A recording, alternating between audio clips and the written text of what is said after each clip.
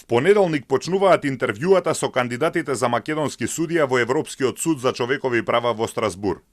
Комисијата за избор на кандидати, на чие чело е председателот на Уставниот суд Дарко Костадиновски, соопшти дека задутре ќе одржи состанок во просториите на Уставниот суд, пошто ќе ги спроведе интервјуата кои ќе се одвиваат на англиски и на француски јазик.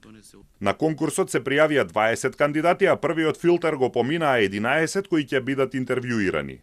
Поради зголемување на транспарентноста во процесот за избор на кандидат за судија во Страсбур, комисијата одлучи интервјуирањето да биде спроведено пред независни наблюдувачи. Поканети се представници од невладините организации, коалиција Сите за правично судење и Македонско сдружение на млади правници.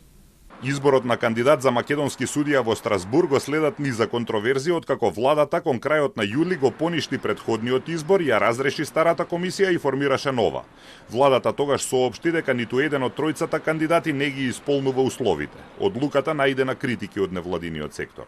Огласот за судија во Страсбур првично беше објавен на 14 април годинава. Комисијата потоа избра тројца кандидати: судијката Габриела Гајдова, обвинителката Ленче Ристовска и адвокатот Јордан Апостолски.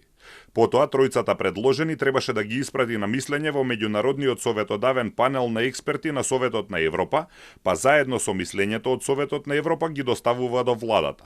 Владата го поништи изборот и формира нова комисија која сега треба да избере тројца кандидати, од кои треба да се избере новиот судија.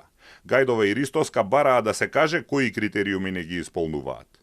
Новиот оглас беше објавен на почетокот на септември и траеше 30 дена. Македонски судија во Страсбур во моментов е Јован Илиевски, кому мандатот му истекува на 1 февруари 2026 година.